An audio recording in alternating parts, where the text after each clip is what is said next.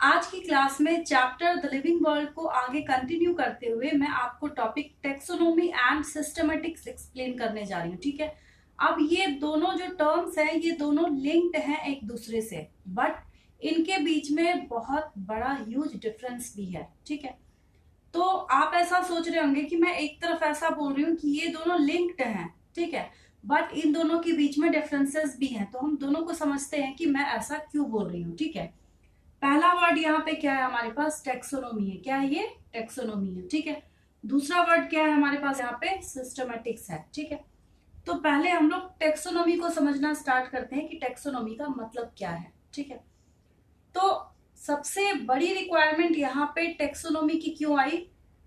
क्योंकि इस living system में जो ऑर्गेनिजम्स का, प्लांट्स का, मतलब कि पूरे बायोस्फीयर में जो भी लिविंग चीजें हैं उनका नंबर बहुत ज्यादा हो गया, जिसकी वजह से उनको क्लासिफिकेशन करने की रिक्वायरमेंट हुई। ठीक है, तो क्लासिफिकेशन मैंने जैसे ही बोला आपको ये टर्म यहाँ पे क्लियर हो गया होगा। ठीक है, तो टेक्सोनोमी की डेफिनेशन क्या है?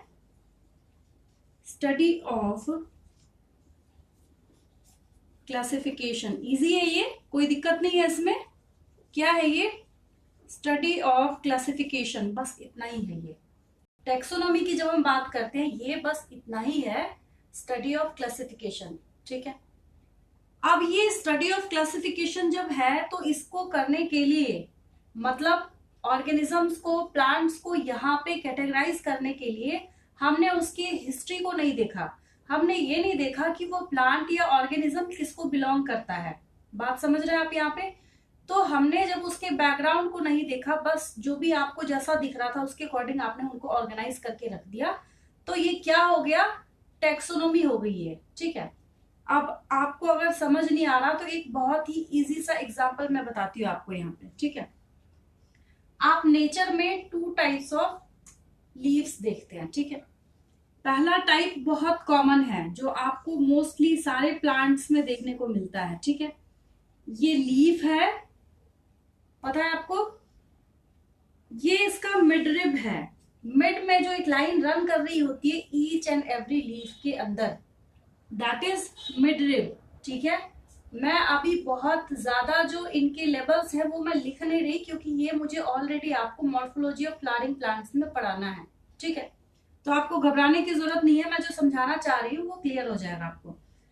अब इससे आपने देखा होगा कुछ और चैनल्स निकले होते हैं, ऐसे लाइंस और होती हैं।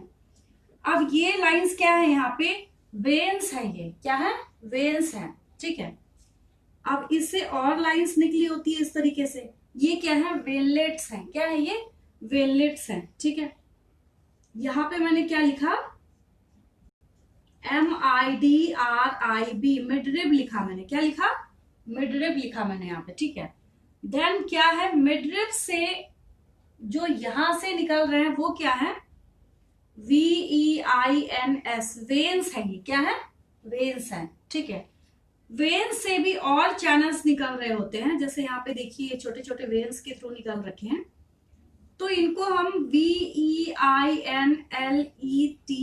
वेनलेट्स बोलते हैं। इनको क्या बोलते हैं? वेनलेट्स बोलते हैं। ठीक है, ये बहुत कॉमन टाइप का है। आपने चाहे मैंगो ट्री के लीव्स देखे होंगे, चाहे आपने रोज के लीव्स देखे होंगे, मोस्टली आपको नेचर में इस टाइप का लीफ देखने को मिलता है। इसको क्या बोलते हैं हम? ऐसे अरेंजमेंट को क्या बोलते हैं हम? रेटिक्यूलेट वेनेशन। क्या है ये? रेटिक्यूलेट वेनेशन है। तो वेनेशन की डेफिनेशन बहुत सिंपल सी है, अगर आपको सीखना है तो आप इस तरीके से इसको समझ सकते हैं, रटने की रिक्वायरमेंट नहीं है। Arrangement of veins and veinlets on a leaf is termed as venation. क्या बोलते हैं हम उसको? वेनेशन बोलते हैं। ठीक है, तो नेचर में एक टाइप का लीफ ये है जो आपको देखने को मिलता है। ठीक है, सेकेंड टाइप की बात करते हैं हम। दूसरा टाइप का जो लीफ आपको देखने को मिलता है वो इस तरीके का होता है। अब आप एक बात बताइए, अगर इस टाइप का लीफ आपको देखने को मिलता है तो क्या इस लीफ में आपको ये पता चल रहा है कि यहाँ पे मिडरिब कौन सा है, वेन्स कौन सा है, वेनलेट्स कौन सा है? नहीं पता चल रहा है आपको, क्योंकि यहाँ पे क्या है, सब एक दूसरे के पैरेलल हो गए हैं। कैसे हो गए ये? पैरेलल हो गए, ठीक है। तो क्योंकि पैरेलल दिख रहा है ये, इसका नाम भी वही रखा गया है, दैट इज पैरेलल वेनेशन। क्या रखा गया इसका नाम? Parallel venation. तो बहुत ही आसान सा एग्जाम्पल मैंने आपको दिया है आपकी डेली लाइफ से, जो कि आप देखते हैं, ठीक है। जैसे आपने राइस के पत्ते देखे होंगे, ठीक है। तो एक चीज और आपने 9th क्लास में पढ़ी होगी, जो मैं अभी आपको फिर से रिपीट कर देती हूँ, कि जो पैरेलल वेनेशन है ये टाइप हमेशा मोनोकॉट्स में देखने को मिलता है, ठीक है। और ये जो रेटिक्यूलेट वेनेशन है ये टाइप हमेशा आपको डाइकॉट्स में देखने को मिलता है, ठीक है। तो आपको थोड़ी बात समझ आ रही होगी कि मैं यहाँ पे क्या बोलना चाह रही हूँ। तो इसका ये मतलब निकल के यहाँ पे सामने आया है कि हमने सिर्फ इसकी मॉर्फोलॉजी देखी, मतलब इसके हमने एक्सटर्नल फीचर को देखा, और इससे हम कैटेगराइज कर रहे हैं कि कौन सा प्लांट मोनोकॉट है और कौन सा प्लांट डाइकॉट है। क्लियर है? ठीक है। तो ये क्या कर रहे हैं हम? टेक्सोनोमी कर रहे हैं। क्या कर रहे हैं? टेक्सोनोमी कर रहे हैं, ठीक है। अब जैसे मैं आपको बताने वाली हूँ आगे जाके हर्बेरियम, ठीक है, जिसमें आप क्या करते हैं, प्रेस्ड फॉर्म में ड्राई करके अपने रेफरेंस के लिए लीव्स हो या फिर रूट्स हो, कोई भी प्लांट का पार्ट हो, उसको आप अपने स्टडी के लिए सेव करके रखते हैं, ठीक है। तो अगर मैं आपको बोल रही हूँ कि आपको एक ऐसा हर्बेरियम बनाना है जिसके अंदर आपको लेफ्ट साइड पे क्या करना है, मोनोकॉट्स लगाने हैं, और राइट साइड पे आपको डाइकॉट्स लगाने हैं, ठीक है। आप कैसे पहचानेंगे उनको? क्योंकि मैंने आपको एक यहाँ पे आइडेंटिफिकेशन बता दिया है इनका, कि नेचर में जितने भी पैरेलल वेनेशन को शो करने वाले लीव्स होंगे वो मोनोकॉट्स को बिलोंग करेंगे, और जितने भी रेटिक्यूलेट वेनेशन को शो करने वाले लीव्स होंगे वो यहाँ पे कैसा वेनेशन शो करेंगे? रेटिक्यूलेट वेनेशन शो करेंगे, वो डाइकॉट होंगे, ठीक है। तो इसके अकॉर्डिंग आप वहां पे कैटेगराइज कर रहे हैं इजिली। क्या आपने वहां पे मोनोकॉट्स और डाइकॉट्स की हिस्ट्री को देखा? नहीं देखा आपने। वहां पे आप ये नहीं देख रहे कि मोनोकॉट्स और डाइकॉट्स जो आप कैटेगराइज करने जा रहे हैं वो किसको बिलोंग करते हैं, उनकी हिस्ट्री क्या है, कैसे आपने इसकी पढ़ाई करी है, ठीक है, नहीं। तो बस जब आप मॉर्फोलॉजी के अकॉर्डिंग कैटेगराइज कर देते हैं किसी चीज को, वो टेक्सोनोमी के अंदर आता है, ठीक है। तो आपने यहाँ पे क्या बोला है? स्टडी ऑफ क्लासिफिकेशन बोला है। क्लियर है? सिस्टमैटिक्स में भी पहले हम यही लिखते हैं, systematics is also referred as study of classification, but वहां पे हमें एक चीज ऐड करनी पड़ती है। क्या ऐड करनी पड़ती है? Study of classification on the basis of evolutionary relationships, ठीक है।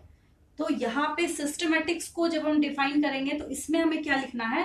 यहाँ पे सेम कॉपी करेंगे पहले तो, that is study of classification. यहाँ पे भी क्या लिख दिया मैंने? Study of classification. क्लियर है?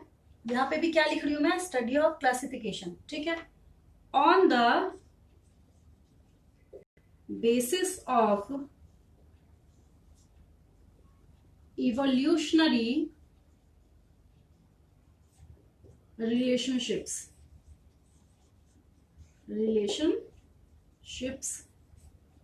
of प्लांट्स और एनिमल्स, जिसकी भी आप करना चाहते हैं, या कोई भी ऑर्गेनिज्म हो सकता है, ठीक है। तो आसान था ये, दोनों सेम है, बट क्या है यहाँ पे? इवोल्यूशनरी रिलेशनशिप को आप काउंट करना स्टार्ट कर रहे हैं, जो कि आपने टेक्सोनोमी के अंदर नहीं किया था। तो मैंने आपको इस टॉपिक को स्टार्ट करने के पहले एक बात बोली थी। क्या बोला था मैंने आपसे? मैंने आपसे ये कहा था अभी अभी कि दोनों एक दूसरे के साथ लिंक्ड भी हैं। लिंक्ड कैसे हैं? कि दोनों में ही आप क्लासिफिकेशन करने का काम कर रहे हैं, ठीक है। और मैंने दूसरा स्टेटमेंट क्या दिया था? बट इन दोनों के बीच में बहुत बड़ा डिफरेंस भी है। डिफरेंस कैसे है? यहाँ पे हम इवोल्यूशनरी रिलेशनशिप्स को काउंट करने का काम नहीं कर रहे हैं, बट जब हम सिस्टमेटिक्स देख रहे हैं वहां पे हम इवोल्यूशनरी रिलेशनशिप्स को काउंट करने का काम कर रहे हैं, ठीक है। इसका एग्जाम्पल दिया मैंने तो आपको बहुत अच्छे तरीके से बात समझ में आ गई, ठीक है। तो सिस्टमेटिक्स को समझाने के लिए एक बहुत ही आसान सा और एग्जाम्पल देती हूँ, जो कि 9th क्लास को ही बिलोंग करता है, ठीक है। अभी मैं बहुत हैवी एग्जाम्पल्स की तरफ नहीं जा रही कि आपको टॉपिक ही समझ ना आए, ठीक है, क्योंकि आप अभी बेसिक्स सीख रहे हैं, ठीक है। तो यहाँ पे इसके एग्जाम्पल को देखने के लिए मैं आपको वर्टिब्रेट्स का एग्जाम्पल देती हूँ। किसका देती हूँ? वर्टिब्रेट्स का एग्जाम्पल देती हूँ, ठीक है। वर्टिब्रेट्स इस पूरे लिविंग सिस्टम में 5 ही है, 5 है ना, 5 से ज्यादा ना 5 से कम। ठीक है, मैंने यहाँ पे नंबरिंग डाल दी 1 2 3 4 5। ठीक है, अब जब मैं स्टूडेंट से पूछती हूँ वो रिकॉल करके आगे पीछे जो उनकी मर्जी में आता है उसका नाम बोलना स्टार्ट कर देते हैं। ठीक है, बट यहाँ पे आप इसके सीरीज को ब्रेक डाउन नहीं कर सकते ना, आप इनको अपनी मर्जी के अकॉर्डिंग आगे पीछे करके लिख सकते हैं, क्योंकि यहाँ पे इनको अरेंज इनके इवोल्यूशनरी सीरीज के अकॉर्डिंग किया गया है। ठीक है, तो फर्स्ट नंबर पे यहाँ पे क्या आता है, फिशेस या पीसेस या पाइसेस भी कई टीचर्स बोलते हैं इसको। ठीक है, सेकेंड नंबर पे एम्फीबियंस, नाम आपने सुन रखा है ऑलरेडी। ठीक है, इसलिए घबराने वाली कोई बात नहीं है। थर्ड नंबर पे है रेप्टाइल्स। फोर्थ नंबर पे है, चाहे तो आप बर्ड्स बोलिए और एव्स बोलिए, और फिफ्थ नंबर पे बोलिए मैमल्स। ठीक है, fishes, amphibians, reptiles, birds and mammals. ठीक है, अगर थोड़ी विजिबिलिटी प्रॉब्लम आपको आ रही है तो मैं बहुत क्लियरली बोल रही हूँ, आप उसको सुन के इजिली समझ सकते हैं। ठीक है, तो मैंने आपको वर्टिब्रेट्स के नाम कौन कौन से बोले हैं, fishes, amphibians, reptiles, birds and mammals. ठीक है, आप इसके सीरीज को ब्रेक डाउन नहीं कर सकते। उसका रीजन क्या है, इनको इवोल्यूशन के अकॉर्डिंग, इवोल्यूशन के सीरीज के अकॉर्डिंग इनको अरेंज किया गया है। ठीक है, इट मीन्स कि सबसे पहले इवोल्यूशन किसका हुआ था, फिशेस का हुआ था।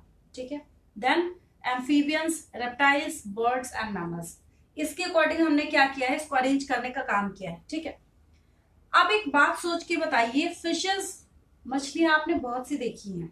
ठीक है, जो वेजिटेरियन है उन्होंने भी देखा है, जो नॉन वेजिटेरियन है उन्होंने तो खैर देखा ही देखा है। ठीक है, तो आप एक बात सोच के बताइए कि क्या कोई भी फिश एम्फीबियंस की तरह दिखती है क्या, नहीं।